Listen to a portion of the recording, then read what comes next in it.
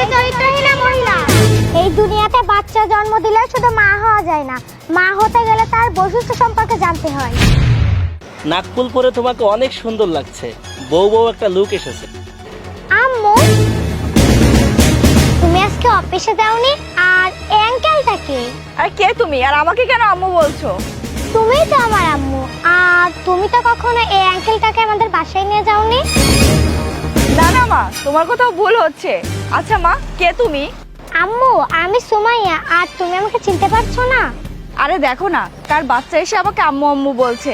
আচ্ছা মা, তুমি বাসায় যাও, বাসায় যেয়ে রেস্ট করো। আম্মু, তুমি কি সত্যি আমাকে চিনতে পারছো না? আচ্ছা তোমাকে বলেছি না বাসায় যাও, বাসায় যেয়ে রেস্ট করো।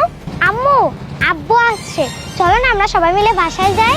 আচ্ছা মা, তোমার আব্বু কোথায়? আব্বুকে ডাকো তো।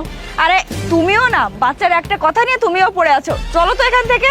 শ্রুতি দাঁড়াও, মা তোমার আব্বুকে ডাকো তো। মা, তুমি এখানে দাঁড়িয়ে আছো কেন? চলো বাসায় চলো।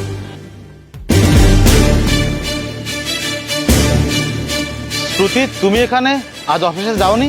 না মানে এখানে এসেছিলাম কফি খাওয়ার জন্য। এক্সকিউজ মি, আপনারা কি একে অপরকে চিনেন নাকি? হ্যাঁ, আসলে শ্রুতি আমার কলিগ, আমরা একই অফিসে জব করি। হঠাৎ করে এখানে দেখলাম তো, এই কারণে কথা বলতে এলাম। ও আচ্ছা, কিন্তু ভাই আপনার এই বাচ্চা শ্রুতিকে আম্মু আম্মু করে ডাকছে কেন? আসলে আই এম সরি, আমার এই বাচ্চাটার মেন্টালি ডিস্টার্ব আছে। আসলে ওর মা কিছুদিন আগে মারা গিয়েছে তো, তা যাকে তাকে যেখানে সেখানে মা বলে ডাকছে। বাই দ্য ওয়ে, শ্রুতি, উনি কে? আমার সাথে তো পরিচয় করিয়ে দিলে না। ভাই আমি বলছি, সে আমার গার্লফ্রেন্ড। আমাদের দীর্ঘ 2 বছর যাবৎ রিলেশন চলছে, এমনকি আমরা বিয়ের সকল প্রস্তুতি নিয়ে ফেলেছি, সকল কেনাকাটাও শেষ। আমরা এই তো আগামী মাসেই বিয়ে করব। ও, তোমাদের 2 বছর যাবৎ রিলেশন চলছে আর আমি কিছুই জানতে পারলাম না। আম্মু, তুমি আমাকে সত্যি চিনতে পারছো না?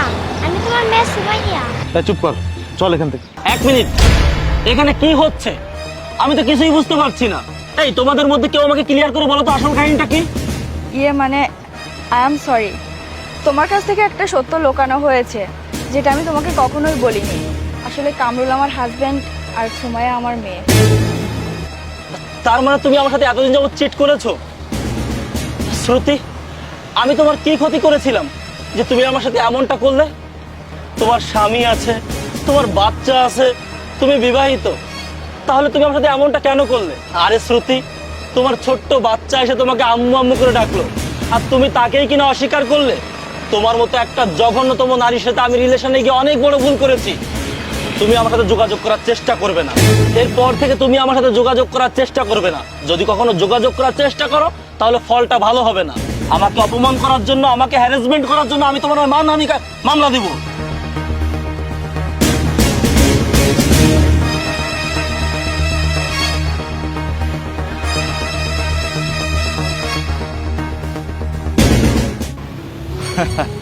দেখেছো শ্রুতি, কাউকে ঠকিয়ে কেউ ভালো থাকতে পারেনি।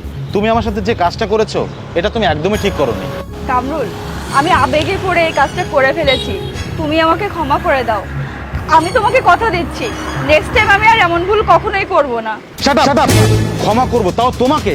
সেটা কোনোদিনও সম্ভব না। আরে তুমি তো তোমার বাচ্চাকে অস্বীকার করেছো। তুমি আমার সরলতার সুযোগ নিয়ে অন্য একটা পুরুষের সাথে 2টা বছর রিলেশন করেছো। আরে যে নারী তার বাচ্চাকে রেখে, তার স্বামীকে রেখে অন্য একটা পুরুষের সাথে মেলামেশা করতে পারে, তাকে দিবালোকে মাটিতে পুঁতে পাথর মেরে হত্যা করা উচিত। আর যদি তোমাকে আমি ক্ষমা করেও দিই, তারপর তোমার সাথে সংসার করা আমার পক্ষে সম্ভব না। আমি তোমাকে ক্ষমা করতে পারবো না। তুমি তোমার মতো থেকো। আর হ্যাঁ, আমাদের সাথে যোগাযোগ করার কোনো চেষ্টা করবে না।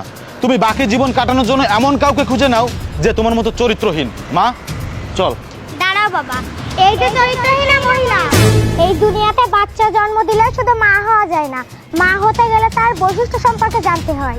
এইখানে দাঁড়িয়ে আমি আপনাকে ফ্রিতে একটা জ্ঞান দিয়ে গেলাম, আশা করি আপনার উপকার আসবে।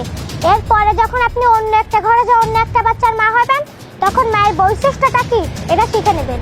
বাবা চলো।